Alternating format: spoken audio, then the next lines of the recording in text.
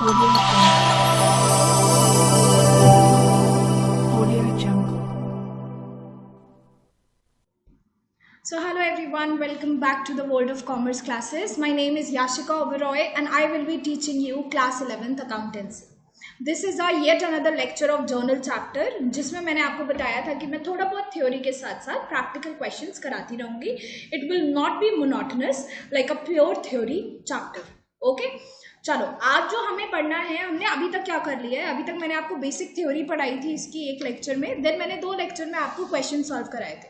अब थोड़ा सा स्पीड पकड़ना है हमें. So what we will be doing, अभी हम थोड़ा कॉन्सेप्ट कवर करेंगे थ्योरी का, जानेंगे कि कौन से डिस्काउंट्स होते हैं, ठीक है. उसकी फिर अकाउंटिंग करेंगे, मतलब प्रैक्टिकल क्वेश्चन सॉल्व करने वाले हैं. ठीक, चलिए शुरू करते हैं. शुरू करने से पहले one more thing, I want you all to subscribe to the channel अगर आपने अभी तक नहीं किया है, and please like my videos. And अगर कोई भी आपको दिक्कत होती है सो कमेंट सेक्शन में you can ask me and I will definitely address your doubt. चलो लेट्स स्टार्ट. तो जल्दी से आ जाओ पेज नंबर 8.6 पे. टीएस ग्रेवाल बुक में कंसिडरेशन में ले रही हूँ, उसका 8.6 पेज नंबर है. अगर किसी के पास ओल्ड बुक है तो हो सकता है कि एक आध पेज नंबर ऊपर नीचे हो. Don't need to worry, content सब सेम है बेटा, पेज ऊपर नीचे हो सकते हैं तो आप ढूंढ लेना. उसमें totalling, casting and carry forward करके एक हमारा टॉपिक होगा, उस टॉपिक पे आपने आना है. टोटलिंग का मतलब क्या होता है, कास्टिंग का मतलब क्या होता है. टोटल तो आपको पता ही है, बचपन से पढ़ते हो. सो टोटलिंग एंड कास्टिंग, इन्होंने क्यों लिखा है ये टोटलिंग के ब्रैकेट में कास्टिंग, बिकॉज बहुत सारे बच्चों को कंफ्यूजन हो जाता है. कास्टिंग का क्वेश्चन पूछ लिया जाता है तो कास्टिंग क्या होता है, what is casting. So you will tell the total of everything is casting. ठीक है, तो कास्टिंग का मतलब टोटलिंग ही होता है. ठीक, अब यहाँ पे एक छोटा सा फंडा है जो यहाँ पे ये समझाना चाह रहे हैं इसके थ्रू. ये जो पूरा इतना बड़ा सा पैरा लिखा है, डोंट नीड टू वरी, ये जो पूरा पैरा में लिखा है ना, ये मैं आपको समझाती हूँ. एक बार इनका रीड कर लूँ फिर मैं आपको हिंदी में समझा देती हूँ कि आपको लाइन बाय लाइन इसका भी आ जाए समझ में. लिखा है बच्चों, transactions in a business are normally voluminous and requires number of pages of journal. हमारी ट्रांजैक्शन, एक बिजनेस चला रहे कोई इंसान, उसकी ट्रांजैक्शंस बहुत सारी होंगी, दैट मीन्स वॉल्यूमिनस होंगी, बहुत सारी ट्रांजैक्शंस होंगी. तो इसके लिए उसे जर्नल, बहुत मोटी मोटी बुक के जर्नल बनाने पड़ेंगे. ठीक है. Amounts of the debit and credit column on each page are total and carried forward to the next page. अब आप जब जर्नल बनाओगे, आप इमेजिन करो आप 500 पेजेस का जर्नल बना रहे हो. अब वो जर्नल में मैंने आपको बताया कि डबल एंट्री सिस्टम के अकॉर्डिंग हमें ये भी देखना होता है कि भैया डेबिट एंड क्रेडिट इक्वल है या नहीं हर ट्रांजैक्शन के बाद. तो आपने एक पेज पे जर्नल बनाया, उसका आप नीचे टोटल करते हो कि डेबिट का कितना आया. फॉर सपोज डेबिट का आया 50,000, क्रेडिट का भी 50,000 आना चाहिए. उसे नीचे टोटल जब आप करोगे ना, तब आप कर दोगे उसे total.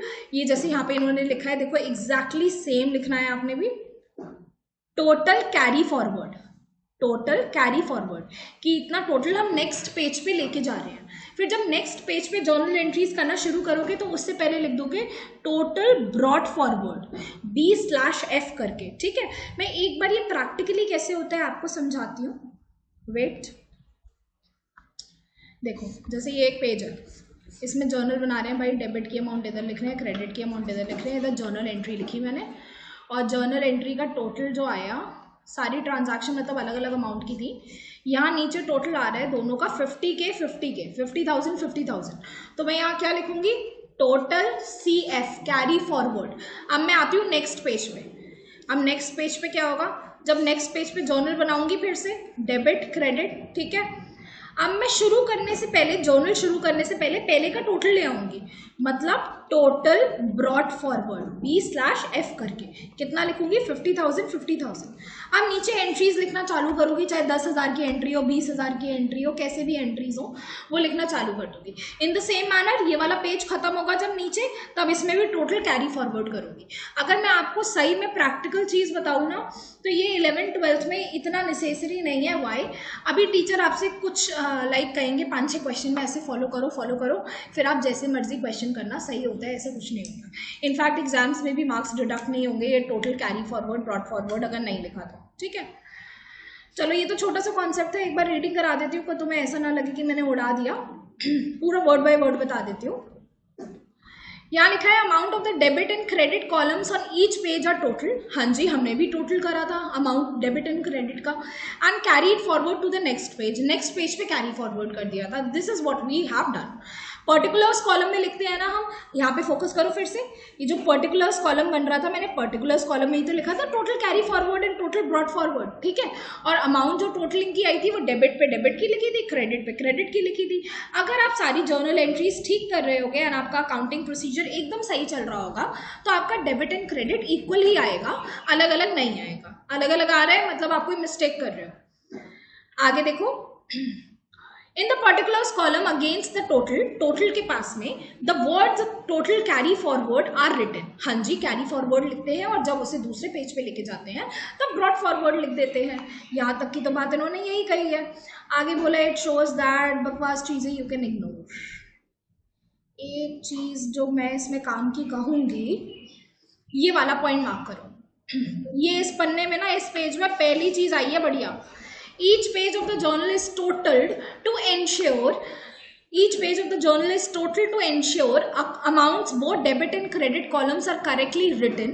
Under the dual aspect concept, every debit has a corresponding credit of equal amount. It means amounts debit transaction should be equal to the amount credited. Thus, the total of debit and credit column should always match. अब आपको ये MCQ पूछा जा सकता है, खुराफाती teacher ही पूछ सकते हैं ये एमसीक्यू, वरना ये बहुत इंपॉर्टेंट भी नहीं है। वो कुछ ऐसा पूछ सकते हैं कि बच्चों ये बताओ डेबिट एंड क्रेडिट कॉलम हम इक्वल हमेशा दिखाते हैं, तो ये क्यों, इसके पीछे क्या प्रिंसिपल है, क्या एस्पेक्ट है। Then your answer will be double aspect concept, क्योंकि उसके अकॉर्डिंग हर एक डेबिट का एक कोरस्पॉन्डिंग क्रेडिट होता है, हर एक क्रेडिट का डेबिट होता है। तो हम जो भी जर्नल एंट्री रिकॉर्ड करेंगे उसका डेबिट एंड क्रेडिट हमेशा इक्वल ही बैठेगा, ठीक है। चलो आगे बढ़ते हैं। Important consideration for determining cash and credit transactions. कुछ इन्होंने हिंट दे रखे हैं कि आप बच्चे बहुत कंफ्यूज होते हैं कि भैया कौन सी कैश ट्रांजैक्शन है, कौन सी क्रेडिट है, तो उसे आइडेंटिफाई करने की ट्रिक्स जो मैं आपको पहले ही बता चुकी हूँ। मैंने आपको क्या बताया था, किसी भी ट्रांजैक्शन में सबसे पहले बेटा कैश दिख जाए ना तो उसे ही पकड़ना है, इंसान को मत पकड़ना। फिर मैंने सेकेंड ऑफ ऑल आपको दिखाया था अगर कैश नहीं है और इंसान का नाम है तो भाई इंसान को ही पकड़ लेना। इन्होंने उसके साथ एक आध और क्लैरिफिकेशन दी है जो मैंने आपको वर्बली बताई थी। जैसे अगर एक्सपेंस पे करने को कहा गया है कि सैलरी पेड, रेंट पेड, तो इतना दिमाग खुद लगाना, सैलरी पेड, रेंट पेड मतलब भाई गले में से पैसे निकाल के ही दे रहे हैं, तो कैश का इन्वॉल्वमेंट होगा ही होगा। अगर आपको कंफ्यूज करने के लिए नाम दे दिया कि रेंट पेड टू रमन, ऐसे करके दे दिया, कंफ्यूजन क्रिएट कर रहे हैं वो लोग, तब भी आप लोग कंफ्यूज नहीं हो गए। आपको पता होगा कि नहीं यार, अगर एक्सपेंस पे कर रहे हैं तो एक्सपेंस ऑब्वियस सी बात है हमारे गले में से पैसे जा रहे हैं। देखते हैं इन्होंने कैसे लिखा है, आप एक बार पढ़ भी लेना। ये अच्छी चीज़ है कि आप कॉन्सेंट्रेशन के साथ अगर पढ़ोगे ना इसे तो आपके माइंड में भी क्लियर हो जाएंगी ये चीज़ें। मैंने तो शॉर्टकट में आज नोट्स पढ़ा दी थी। अब आई डोंट नो आप कितना नोटिंग कर रहे हो या नहीं, पीडीएफ देख रहे हो या नहीं। मैं हर एक क्लास में डिस्क्रिप्शन में लिंक प्रोवाइड करती हूँ नोट्स का, जो भी मैं यहाँ पे मार्किंग कर रही हूँ, चाहे बुक में कर रही हूँ, चाहे मैं आपको लिखवा रही हूँ, मैं हर एक पेज का आपको नोट प्रोवाइड करती हूँ, पूरा पीडीएफ, ठीक है। इसे रीड थरली करना। If a transaction is of sale or purchase of goods giving the name of the seller or purchase and it is stated that cash is transacted, it is accounted as a credit transaction. For example सुनो, उससे समझ आएगा। Goods sold to Mohan means that goods are sold to Mohan on credit. अगर transaction लिखा है goods sold to Mohan, तो आप ढूंढोगे सबसे पहले क्या, कैश ढूंढेंगे, क्योंकि हमारा कौन सा दिमाग है, बिजनेसमैन वाला दिमाग है। बिजनेसमैन किसके पीछे भागता है, कैश के पीछे भागता है। तो हमने कैश ढूंढा, कैश तो मिला ही नहीं, तो मैम ने क्या बताया था, दूसरी चीज, अगर कैश नहीं मिली तो इंसान को ढूंढो। इंसान मिला क्या, गुड्स सोल्ड टू मोहन, हाँ जी इंसान मिल गया। दैट मीन्स ये उधारी की ट्रांजैक्शन है, हमने मोहन को गुड्स बेचे तो सही, हमें कैश प्राप्त नहीं हुआ, that means credit transaction. Next, if a transaction is of sale or purchase giving the name of the seller or purchaser stating that cash is transacted, it is accounted as cash transaction. क्या कहना चाह रहे हैं भाई, ये example देखना जरा। goods sold to Mohan for cash और against check means goods are sold in cash. आप ट्रांजैक्शन मानो, इन्होंने दे रखा है goods sold to Mohan for cash और अगेंस्ट चेक, या तो कैश दिया मोहन ने या चेक दिया। अब कैश, सबसे पहले मैं आपको क्या ढूंढने को कहती हूँ, कैश ढूंढने को। कैश एंड चेक बैंक भाई भाई होते हैं, तो आप कोई भी भाई को पकड़ लो चलेगा। तो आप जब ये ट्रांजैक्शन देखोगे, आपको कैश या बैंक पकड़ना है तो आप मोहन को छोड़ दोगे। अब कैश या बैंक मिल गया, that means it is a cash transaction, ठीक है। ऊपर वाले में क्या था बेटा, ऊपर वाले में आपको कैश या बैंक नहीं लिखा हुआ था, तो it was a credit transaction. Third वाला पॉइंट देखो, If a transaction is of sale, purchase and the name of the seller and purchaser is not given, नाम नहीं दे रखा भाई, ठीक है। अगर नाम नहीं दे रखा और कैश भी नहीं दे रखा तो आप किसे प्रेफरेंस दोगे? आपको बंदा ज्यादा प्यारा है या रोकड़ा?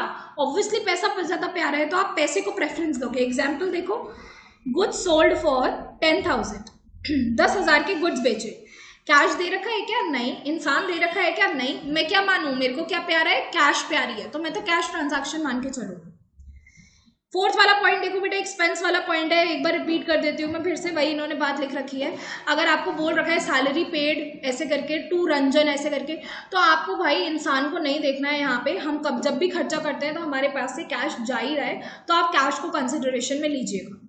नेक्स्ट पॉइंट देखो, फिफ्थ वाला, introduction of capital in the business by the proprietor is credited to his or her capital account, whereas withdrawal of cash or goods for his personal use is debited to drawings account. ये point पे star mark कर दो। ये अभी initial stage पे तुम लोग हो तो गलती कर सकते हो। जब भी प्रोप्राइटर कैश लाता है तब कैपिटल अकाउंट में जाता है, और जब भी वो कैश लेके जा रहा है या कोई भी चीज़ लेके जा रहा है अपने घर के लिए, अपने पर्सनल यूज़ के लिए, तो वो बिजनेस कहता है भाई ये मेरे लिए नुकसान है, तुम मेरे साथ गद्दारी कर रहे हो। मैंने तुम्हें पहले ही बताया था, as per business entity concept, तुम अलग मैं अलग। कौन कह रहा है? बिजनेस। बिजनेस अपने आप को मानना हमेशा हर एक क्वेश्चन है। आप कह रहे हो बिजनेसमैन से तुम अलग मैं अलग, तो तुम भाई जब पैसे लेके जा रहे हो गल्ले में से, या तुम कोई पर्सनल असेट खरीद रहे हो हमारे पैसों से, तो वो हमारा खर्चा थोड़ी है, ये तुम हमारे लिए नुकसान हुआ, इसलिए वो ड्राइंग्स को डेबिट करते हैं। ड्राइंग्स आर लॉस, और ये चीज़ हम ऑलरेडी देख चुके हैं जर्नल एंट्री में, आगे भी देखने वाले हैं। थ्योरी अगर नहीं समझ आती है तो आप पीछे वाले क्वेश्चन से समझ गए होगे, या आगे जो क्वेश्चन आएंगे उसमें समझ जाओगे। अब मैं आपको बताऊं तो 8.6 के बाद रिकॉर्डिंग इन जर्नल मैंने पूरा समझा दिया है आपको। देखो बिजनेस एंटिटी कॉन्सेप्ट के अकॉर्डिंग वर्क करता है, इन्होंने भी लिख रखा है, काम की बात, ठीक। इसके बाद ना कुछ काम का नहीं है आपके लिए आज सच। Rules of debit and credit भाई बहुत डिस्कस कर लिया है, ठीक है। ये मीनिंग ऑफ गुड्स आपको ये सब आता है अकाउंटिंग टर्मिनोलॉजी में ऑलरेडी। ये पता है क्यों दे रखी है ये सारी चीज़ें? जब ऐसा होता है ना कि कोई भी टीचर आपको पढ़ा ही नहीं रहे हैं बेसिक अकाउंटिंग टर्म्स और सीधा जर्नल पे ले आ रहे हैं, तो उन लोगों के लिए यहाँ पे थोड़ा सा इंट्रोडक्शन दे रखा है कि बच्चों को समझ में आ जाए what is purchase return, sales return, goods. आपको मैं ऑलरेडी समझा चुकी हूँ। अब जिन भी बच्चों ने नहीं समझी है ये चीज़, तो प्लीज़ आप पीछे जाके वो वीडियोज़ देखिए और फिर वहाँ से जान लीजिए, ठीक है। चलो अब फटाफट से आ जाओ पेज नंबर 8.13 पे। फिर से again this is as per the latest book. आपके पास पुरानी बुक है तो एक आध पेजेस पीछे या आगे देख लेना, वहीं पे ही होगा जहाँ simple and compound journal entries करके हेडिंग है। और सारे पेजेस अभी हमारे काम के नहीं थे, सो आई हैव स्किप्ड इट। अगर आप कहोगे तो वो भी एक्स्ट्रा क्लास लेके करवा दूंगी, लेकिन it is of pure no use because we have discussed those things in the previous lectures itself. So आप simple and compound journal entry पे आ जाओ। देखते हैं यहाँ पे ये लोग क्या बोल रहे हैं। Journal entries are of two types. Journal entry दो तरीके की होती हैं, वो तो हेडिंग से पता चल रहा है मैम। एक सिंपल होती है और एक कंपाउंड होती है। अब हमने तो आज तक केमिस्ट्री में ही पढ़ा है ये कंपाउंड वगैरह, ये क्या आ गया अकाउंट्स में कंपाउंड। तो सिंपल जर्नल एंट्री जो हम अभी तक कर रहे थे, मैंने आपको जो भी एंट्रीज कराई हैं अभी तक की एंट्रीज में, एक अकाउंट डेबिट हो रहा था एंड एक अकाउंट क्रेडिट हो रहा था। जितने से एक अकाउंट डेबिट हो रहा था एंड क्रेडिट, वो सेम अमाउंट आ रही थी। जैसे अगर मैंने कैश सेल्स करी 10,000 की, तो एंट्री बन रही थी cash account debit to sales.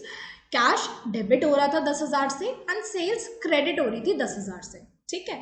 इसे कहते हैं बेटा सिंपल जर्नल एंट्री। वही इन्होंने यहाँ पे लिख रखा है कि एक अकाउंट डेबिट होता है, एक अकाउंट क्रेडिट होता है। You can read it by yourself, ठीक। मैंने आपको समझा दिया। नेक्स्ट आता है compound journal entry. Compound journal entry क्या होती है, ये देखो, पूरा एग्जाम्पल के साथ करेंगे। कंपाउंड जर्नल एंट्री का मतलब होता है जिसमें दो अकाउंट तो आएंगे ही आएंगे, डेबिट एंड क्रेडिट। हो सकता है कि डेबिट में एक अकाउंट से ज़्यादा अकाउंट का डेबिट हो, 2 या 3 अकाउंट डेबिट हो रहे हो, एंड क्रेडिट में भी 2 या 3 अकाउंट क्रेडिट हो रहे हो, ठीक। तो there are multiple accounts that are being debited or are being credited. देखो इन्होंने कैसे समझाई है हमें ये बात। Compound journal entry is a journal entry in which one or more accounts are debited or one or more accounts are credited and vice versa. यही मैंने आप लोगों को समझाया कि भाई डेबिट भी ज्यादा अकाउंट्स हो सकते हैं, क्रेडिट भी ज्यादा अकाउंट्स हो सकते हैं। इसका एक एग्जाम्पल देखें, एग्जाम्पल इन्होंने दे रखा है, मैं आपको वही समझा देती हूँ। अभी हम तो क्वेश्चंस में बहुत सारे एग्जाम्पल करने वाले हैं। For example sale of goods to Satish for 5,000, 5,000 के गुड्स बेचे सतीश को, ठीक। अभी तक तो ये समझ आ रहा है उधार में बेचे, कैश का नाम नहीं दे रखा। फिर आगे फुल स्टॉप के बाद लिखा है 2,000 इज रिसीव्ड इन कैश। अरे वाह, अब समझ आया कि 2,000 कैश में मिले हैं and balance is to be received later. अब इसमें आप इतने मार्क्स में तेज हो गए कि आपको ये पता चल गया होगा कि 5K का हमारा हमने गुड्स बेचे हैं, सेल्स करी है, इसमें से 5K में से हमारा 2,000 का हमें कैश में रिसीव हुआ एंड बैलेंस का 3,000 हमारा क्रेडिट पे सेल हुई है, ठीक। इतना आपने एनालिसिस कर लिया होगा। अब इसकी एंट्री कैसे बनेगी बच्चों? सीधा सीधा देखना, सेल हुई है, सेल क्या होती है? रेवेन्यू। रेवेन्यू का बैलेंस क्या होता है? क्रेडिट। मतलब जब भी रेवेन्यू बढ़ेगा, CLR याद करो, जब भी इंक्रीज होगा तब क्रेडिट होगा। तो सेल इन लोगों ने क्रेडिट करी बिकॉज रेवेन्यू बढ़ रहा था तो क्रेडिट होता है। This is as per modern approach. अगर अच्छा मैं आपसे पूछूं ये आप ट्रेडिशनल अप्रोच के अकॉर्डिंग बता दो तो आप कहोगे मैम सेल हो रही है मतलब गुड्स जा रहे हैं, credit what goes out. Very good, दोनों में से कोई भी रीजन हो सकता है। अब हुआ क्या भाई, सेल तो 5,000 की हो गई, मैंने बुक कर दी, 2,000 रुपये मुझे मिले, गले में पैसे आए, डेबिट व्हाट कम्स इन, मैंने लिख दिया 2,000 कैश डेबिट हो गया, कैश या बैंक में जैसे भी मिले। बाकी 3,000 नहीं मिले, लेकिन मैंने तो गुड्स दिए हैं सतीश को। सतीश कौन हुआ भाई? रिसीवर हुआ, तो डेबिट द रिसीवर होता है। वेरी गुड, 3,000 से डेबिट कर दो सतीश को, डेबिट दी रिसीवर। और कैश का क्या रीजन था? डेबिट व्हाट कम्स इन, बस। अब इस ट्रांजैक्शन में क्या हुआ आपका? कंपाउंड जर्नल एंट्री कैसे बनी है? क्योंकि यहाँ 2 अकाउंट डेबिट हो रहे हैं, कैश का और सतीश का अकाउंट डेबिट हो रहा है एंड सेल्स का अकाउंट क्रेडिट हो रहा है, तो ये कंपाउंड जर्नल एंट्री हुई। अब आप मेरे से पूछो अगर 2 सेल्स के नीचे कोई और अकाउंट 2 से लिखा होता तो भी ये कंपाउंड जर्नल एंट्री होती बेटा, ठीक है। एग्जाम्पल, अच्छा ये एग्जाम्पल्स जो है ये मैं ऑलरेडी आपको कवर करा चुकी हूँ प्रैक्टिकल क्वेश्चंस में। आपको प्रैक्टिस करनी है, आप इसे प्रैक्टिस करिए ज़रूर। आपको कोई कन्फ्यूजन आता है तो आप मेरे से पूछ लो, वरना ये ना हमारे लेक्चर की लेंथ बहुत बढ़ा देंगे। मैं आपको ऑलरेडी ये कवर करा चुकी हूँ क्वेश्चंस में, तो मैं इलिस्ट्रेशन नहीं कराऊंगी। इलिस्ट्रेशन का सॉल्यूशन भी आपके पास होता है, पहले अपना दिमाग लगाओ, नहीं समझ में आता है तो मेरे से कमेंट सेक्शन में पूछो, ठीक है। इसके बाद बच्चों सीधा आ जाओ आप पेज नंबर 8.22 पे, यहाँ पे काम की चीज आ रही है। इसके बाद में फटाफट से प्रैक्टिकल क्वेश्चंस पे आ जाऊंगी, जल्दी से आ जाओ यहाँ पे। Wait a second, discount and rebate करके होगा, उस पे आना है 8.22 इन माई बुक, ठीक है। आप अपना देख लो।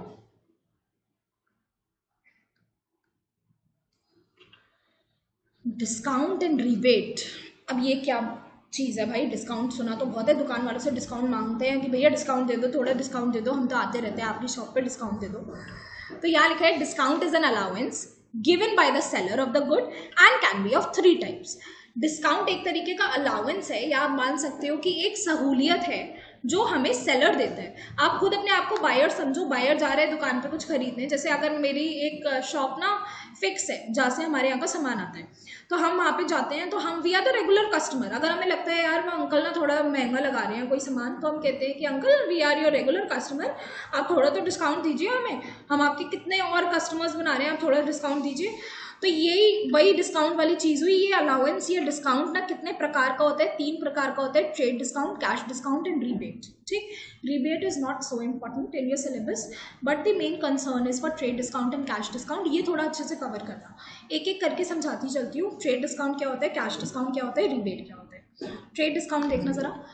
ट्रेड डिस्काउंट कौन किसे देता है? Given by seller. देखो trade discount is discount allowed by the seller at the time when goods are sold in large quantity.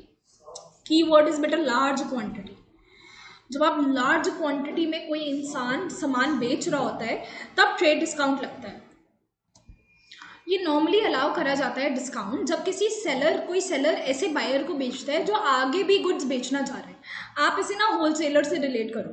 For example मेरी शॉप है एक, ठीक, मैं सेल करती हूँ स्टेशनरी, ठीक। अब आगे भी मैं तो रिटेलर में काम करती हूँ, रिटेल का काम करती हूँ आगे बेचने का। तो मैं होलसेलर से जब गुड्स खरीद के लाऊंगी लार्ज क्वांटिटी में, मैं एक एक पेन के 100 या हजार सेट लूंगी। तो जब मैं वो वहाँ से होलसेलर से लूंगी ना, तो वो मेरे को एक डिस्काउंट अलाउ करेंगे। That discount is known as trade discount.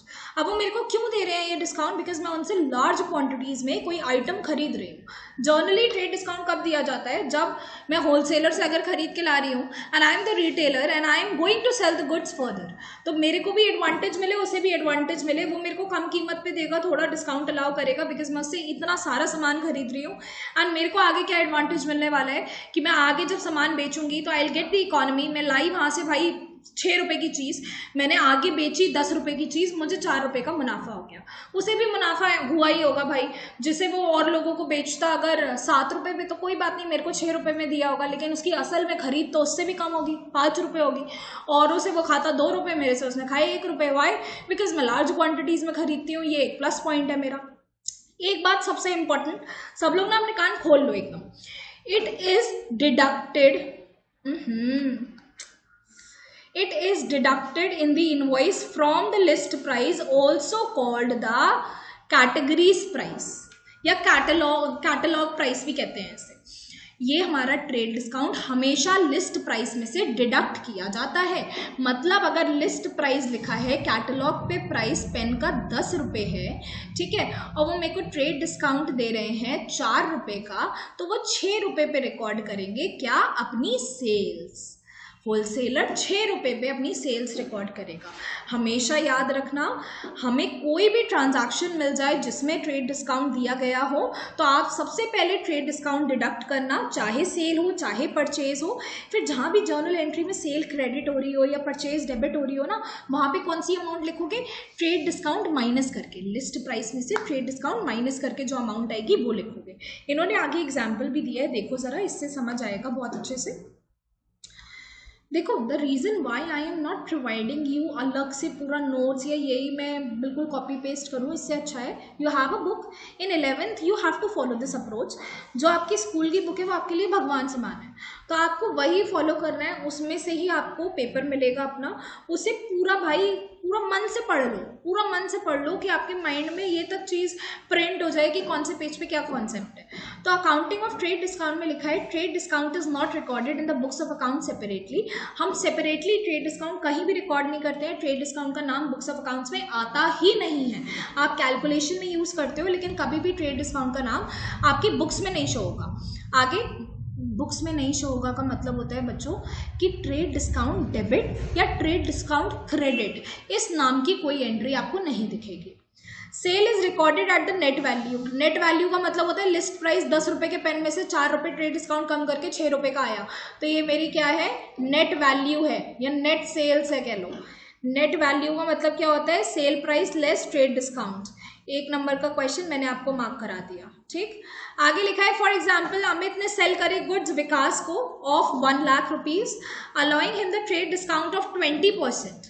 Invoice will be prepared as. Bill कैसे बनाओगे भाई? अमित ने बेचा है विकास को, आप अपने आप को बेचने वाला अमित मानो, ठीक है। तो अमित के लिस्ट प्राइस 1 लाख के गुड्स थे, 20% ट्रेड डिस्काउंट दिया, 1 लाख का 20% कितना होगा? 20,000। तो मतलब सेल कितने पे करी? 80,000 पे करी। अब आप मुझे बताओ, आप 1 लाख दिखाओगे बुक्स में या सीधा 80,000 दिखाओगे? सीधा 80,000 दिखाएंगे। वाई? बिकॉज मैंने आपको कहा है हमेशा लिस्ट प्राइस में से ट्रेड डिस्काउंट माइनस करके दिखाना है। जर्नल एंट्री क्या होगी बच्चों? जर्नल एंट्री होगी हमारी सीधा सीधा, अमित ने सेल करा है विकास को, तो आपको क्या मानना है? आप सेलर हो, आप अमित हो, आप विकास को सेल कर रहे हो, इसकी एंट्री बतानी है आपको। सो विकास टू सेल्स। वाई? विकास तो हमारा रिसीवर है, डेबिट द रिसीवर, इसे हमने गुड्स दिए।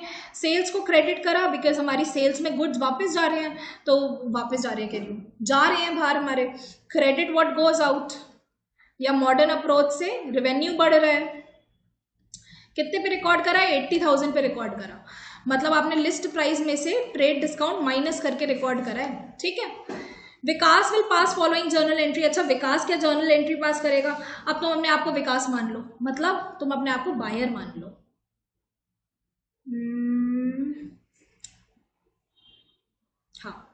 तुम अपने आप को बायर मान लो, तुमने भाई खरीदा है अमित से गुड्स खरीदे 80,000 के, तो परचेज करे हैं goods, purchases debit to Amit, purchase debit क्यों करा, हमारा एक्सपेंस हुआ, एक्सपेंस तो डेबिट होता है जब इंक्रीज हो, ठीक, या फिर गुड्स आए हैं डेबिट व्हाट कम्स इन, कोई भी अप्रोच लगा लो।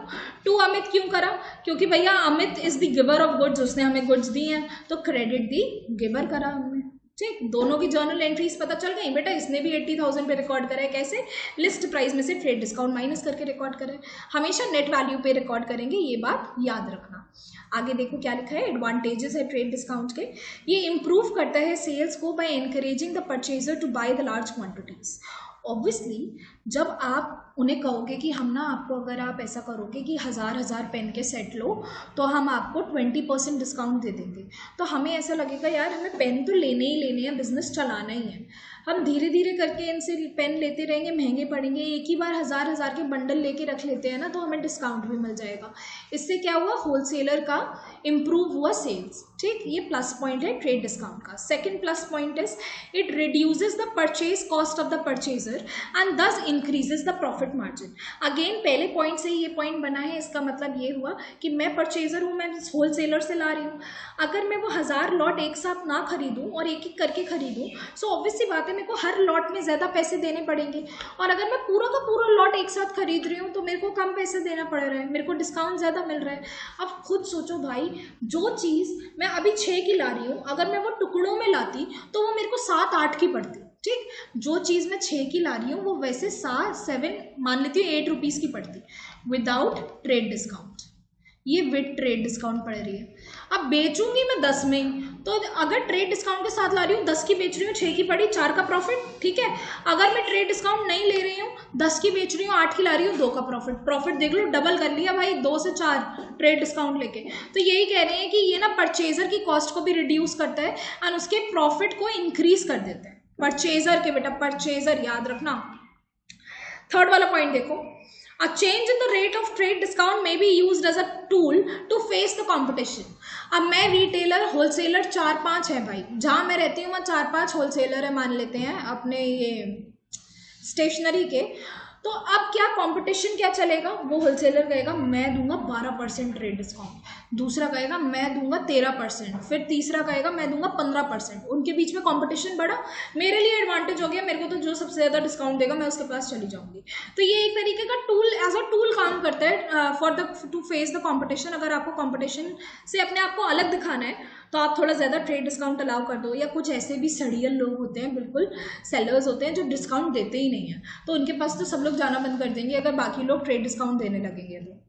फोर्थ वाला पॉइंट देखो, different prices can be charged from regular customers and occasional customers. ये रियलिटी है, ये रियलिटी होता है। अब ना देखो, मैं स्टेशनरी के एग्जाम्पल इसलिए लेती हूँ बिकॉज मेरे पापा का भी स्टेशनरी का बिजनेस है, तो वो ना जब भी वो रेगुलर कस्टमर रहते हैं, उनका रिटेल का अगर बिजनेस है तो वो होलसेलर पे जाते हैं, जिस होलसेलर से वो सामान लेते हैं तो वो उनके रेगुलर कस्टमर्स हैं। सो ऑब्वियसली उन्हें जो रेट लगाए जाते हैं और जो रेट बाकी लोगों को लगाए जाते हैं उसमें बहुत बड़ा डिफरेंस होता है। तो कह रहे हैं ट्रेड डिस्काउंट है कि ये भी आपको फैसिलिटी प्रोवाइड करेगा कि आप सारे कस्टमर से डिफरेंट अमाउंट चार्ज कर सकते हैं। जो आप पे ओकेजनल लोग आते हैं, आपने उनके लिए स्कीम बना रखी है, you will provide them 5% trade discount. लेकिन जो आपके रेगुलर कस्टमर्स हैं, जो रेगुलरली आपके यहाँ से सामान लेते हैं, उनके आपने स्कीम बना रखी है, you will provide 15% trade discount. So there is a huge difference for that, ठीक है। Fifth point, it enables the retailer to sell at the list price and earn better profits. Exactly what my father is doing. अगर वो pen ला रहे हैं, अगर कोई marker ला रहे हैं भाई 20 रुपये का, ठीक है, उस पर लिखा हुआ है 20 रुपये, ठीक, और वो होलसेलर से लाते हैं वही चीज़ 14 रुपीज़ की, और वो बेचते कितने पे, 20 पे बेचते हैं जो प्राइस लिखा हुआ है, तो obviously he is earning the profit of 6 rupees, ठीक है। इस तरीके से प्रॉफिट अर्न हो जाते हैं। और अच्छा एक चीज़ और बताऊँ, कभी कभार ऐसा भी होता है कि कोई कस्टमर, पापा का भी कोई बहुत रेगुलर कस्टमर होता है, तो उसमें पापा क्या करते हैं, अगर 20 रुपये का मार्कर पे प्राइस लिखा है और उसे वो 14 पे लाए हैं, तो कहते हैं चलो यार अपने रेगुलर कस्टमर है, इतना क्या कमाना है, इनसे 18 रुपीज़ ले लो। तो उनसे 20 रुपये की MRP पड़ी होती है, लेकिन 18 रुपीज़ चार्ज कर लेते हैं, थोड़ा कम चार्ज कर लेते हैं। वाई? बिकॉज ही नोज कि जैसे यार होलसेलर मेरे को दे रहा है डिस्काउंट, तो ये भी तो मेरे रेगुलर कस्टमर है, so I should be giving discount to them as well, ठीक है। आगे क्या बोल रहे हैं ये, trade discount is not shown separately but purchases purchases और sale is recorded at value after discount. कितनी बार बताओगे? ये तो बात अभी तक हमें याद हो गई है कि हम ट्रेड डिस्काउंट नामक कोई भी अकाउंट नहीं दिखाएंगे अपनी बुक्स ऑफ अकाउंट्स में। हमेशा जो अमाउंट होगी परचेज सेल की, अगर ट्रेड डिस्काउंट आ रहा है तो भाई लिस्ट प्राइस में से पहले माइनस करो फिर शो करेंगे हम वो अमाउंट। अदरवाइज मतलब ऐसा नहीं करेंगे कि ट्रेड डिस्काउंट अलग से दिखा रहे हैं, ऐसा कुछ भी नहीं करने वाले।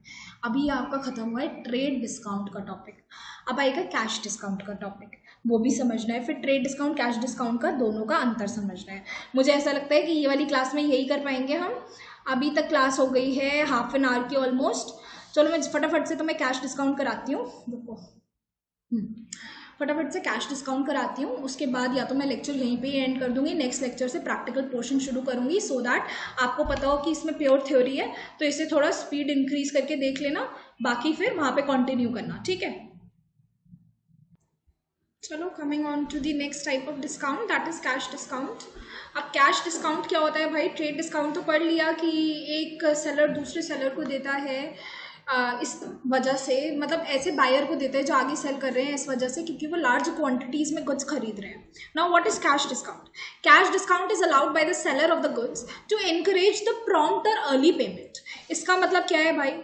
इसका मतलब ये है कि सेलर बोलता है बायर से, अगर तुम मुझे एक टाइम स्पेसिफाई कर लेता है, अगर तुम मुझे ना ये 15 दिन के अंदर पैसे दे दोगे तो मैं तुम्हें डिस्काउंट दे दूंगा 2% का, अदरवाइज तुम्हें पूरी अमाउंट पे करनी पड़ेगी।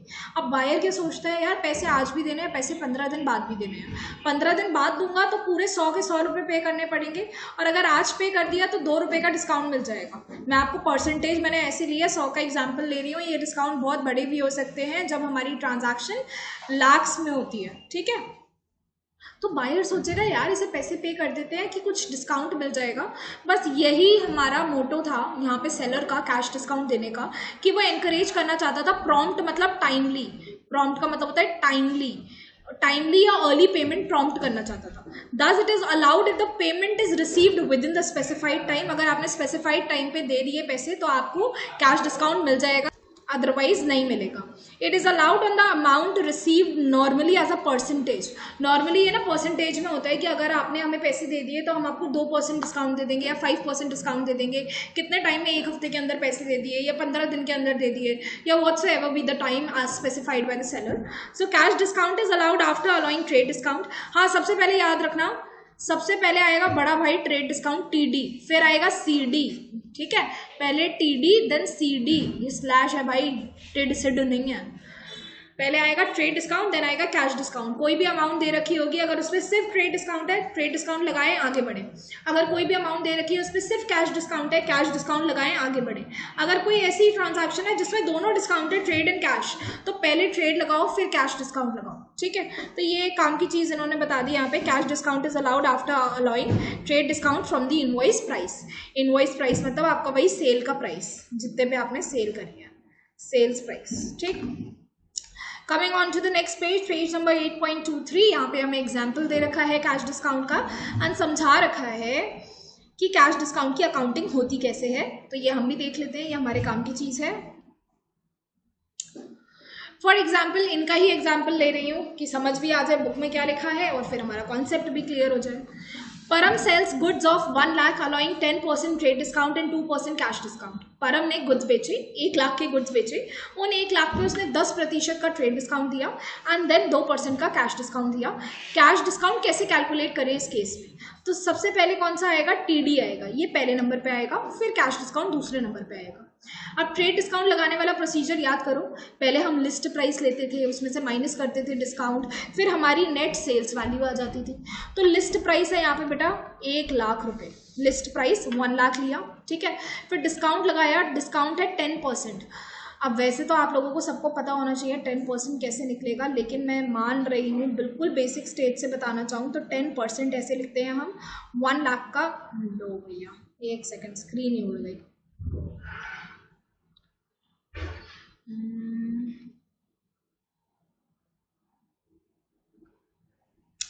1 लाख का 10%, ठीक है। 1 लाख का 10% 10,000 हुआ।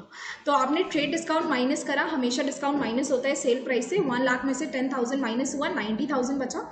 ये 90,000 क्या आया बेटा, ये आपकी सेल्स वैल्यू आई, या आप कह सकते हो नेट सेल्स वैल्यू आई, NSV आई। ठीक है।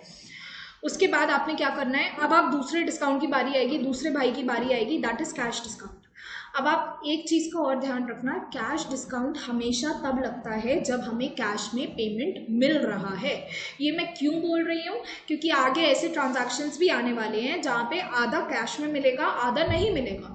तो आप कौन से कंपोनेंट पे लगाओगे कैश डिस्काउंट, जो कंपोनेंट हमें कैश में मिल रहा है सिर्फ उस पर। अब कैश डिस्काउंट लगाना है तो 2% दे रखा है। अब कंफ्यूजन कहाँ आती है, 2% लगाएं किस पे, 2% 1 लाख पे ही लगा दें, या जो अमाउंट ट्रेड डिस्काउंट माइनस करके आई है उस पे लगाएं। तो बच्चे 1 लाख का तो कोई अस्तित्व ही नहीं बचा।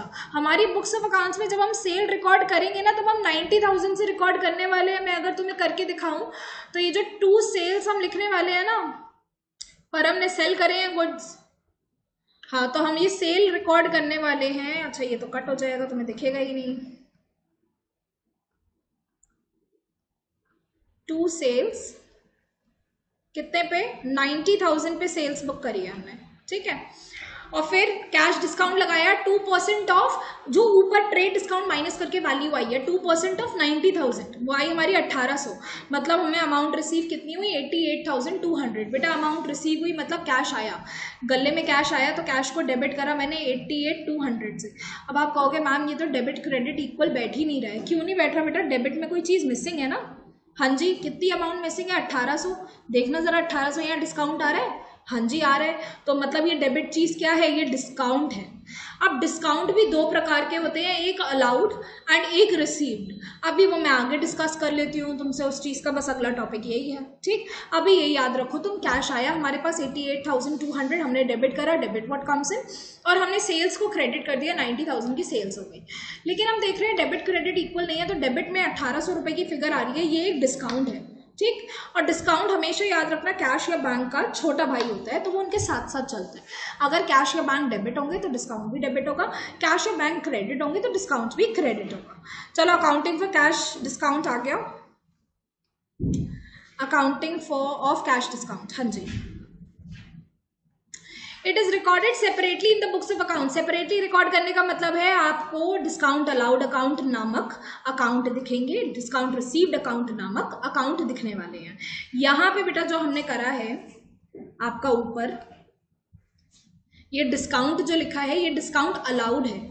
आप खुद सोचो, जब मैं सेल कर रही हूँ, मैं किसी व्यक्ति को कोई आइटम बेच रही हूँ, कोई चीज़ बेच रही हूँ, ठीक, तो अपनी शॉप से वो चीज़ बेचते टाइम मैं उसे डिस्काउंट मांगूंगी या दूंगी, ऑब्वियसली दूंगी। तो डिस्काउंट देने का हिंदी में क्या इंग्लिश में क्या ट्रांसलेशन होता है, डिस्काउंट अलाउड। ठीक, व्हेन आई एम सेलिंग तो I allow the discount, sale के टाइम पे डिस्काउंट अलाउड होता है। एंड परचेज के टाइम पे जब मैं किसी दूसरे व्यक्ति से सामान खरीद रही हूँ तो मैं उनसे मांगूंगी ना यार डिस्काउंट दे दो, तो what I do, discount receive, मेरे को तब डिस्काउंट रिसीव होगा। ये बात याद रखना हमेशा, सेल्स में डिस्काउंट अलाउड एंड परचेज के टाइम पे डिस्काउंट रिसीव होता है। इन्होंने क्या एग्जांपल लिया है यहाँ पे, कैश डिस्काउंट रिसीव हुआ है तो कैश डिस्काउंट रिसीव को क्रेडिट करते हैं। हाँ जी, हमें पता है ये चीज़, ये तो हम देखेंगे भी प्रैक्टिकल क्वेश्चंस में बहुत अच्छे से। ठीक है, और डिस्काउंट अलाउड क्रेडिट होता है। डिस्काउंट अलाउड किस टाइम पे आता है, डिस्काउंट अलाउड आता है जब हम, बताओ, जब हम सेल करते हैं, सेल्स के टाइम पे। और ये डिस्काउंट रिसीव कौन से टाइम पे आता है, जब हम परचेज करते हैं। ठीक है, एडवांटेजेस क्या है कैश डिस्काउंट के,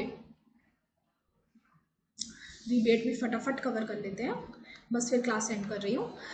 एडवांटेजेस ऑफ कैश डिस्काउंट, देखो पहले नंबर पे कैश डिस्काउंट अगर दोगे ना तो प्रॉम्प्टली टाइमली पेमेंट मिलता रहेगा, क्योंकि उन लोगों को एडवांटेज लगेगा कि यार जल्दी जल्दी पेमेंट मिल रहा है, तो इन्हें डिस्काउंट अलाउ करो और ये लोग जल्दी जल्दी पेमेंट देते रहेंगे।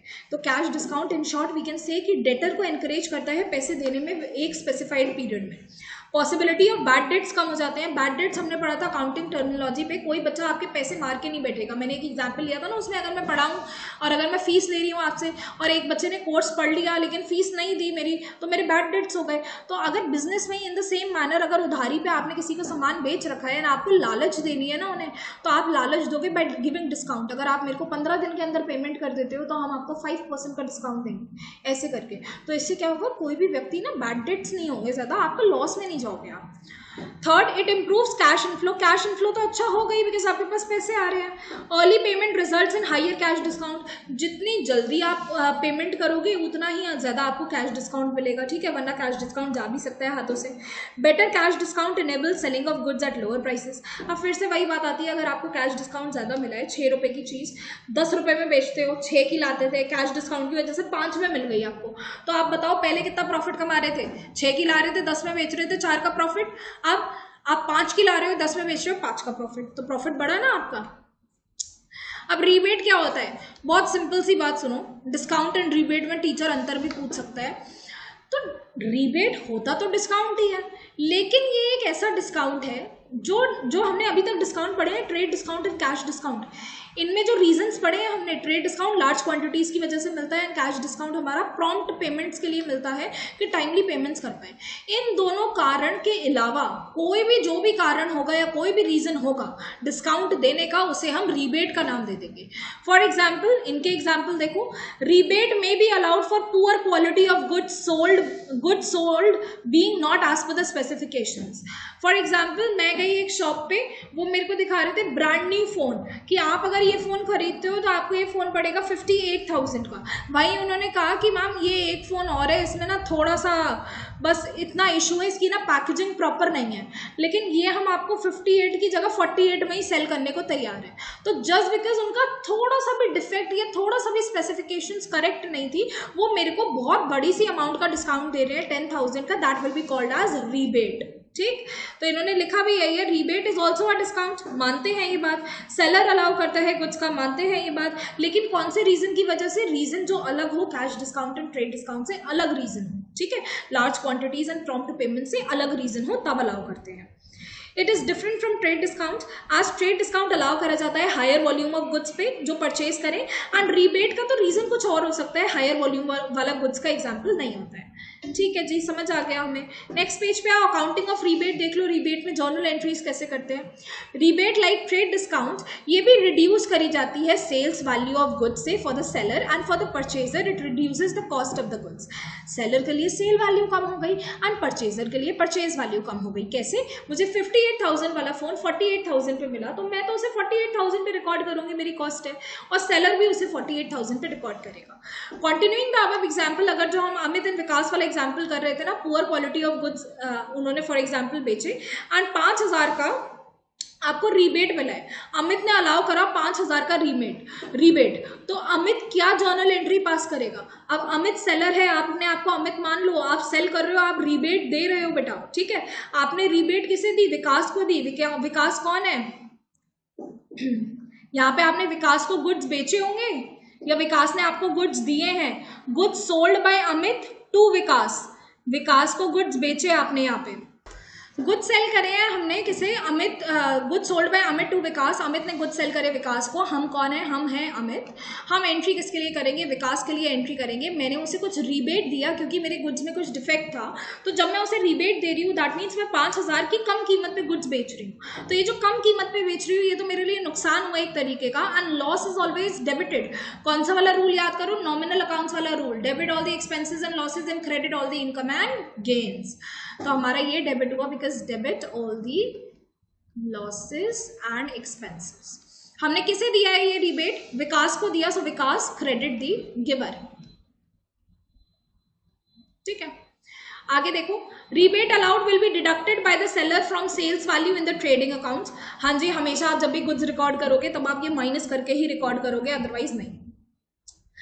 आगे देखो, Vikas will pass following journal entry for rebate received. अब विकास क्या एंट्री पास करेगा? आप अपने आप को विकास मान लो, प्लीज विकास मान लो अपने आप को।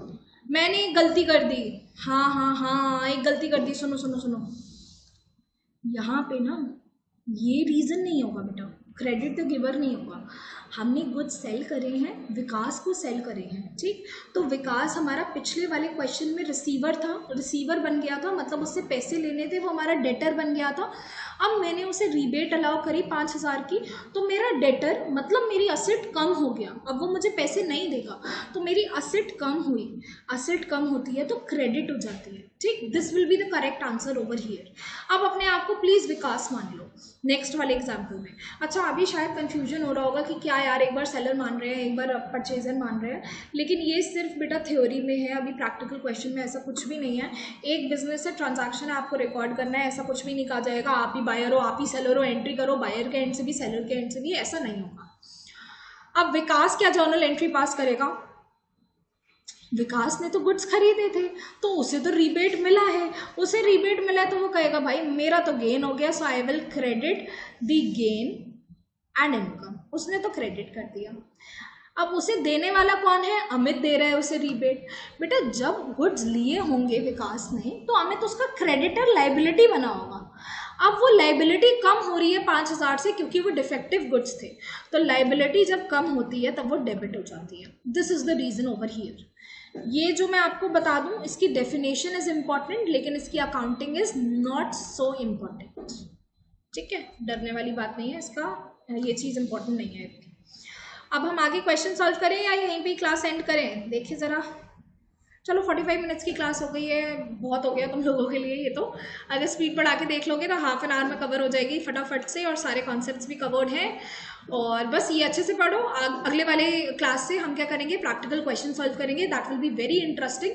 फर्स्ट सेकंड थर्ड करा दिया है मैंने, फोर्थ से सॉल्व कराना चालू कराऊंगी, ठीक है। ये देख के ही आगे बढ़ना, तभी आपको वहाँ पे समझ आएगा, वरना नहीं आएगा, ठीक। चलो till then take care, bye bye.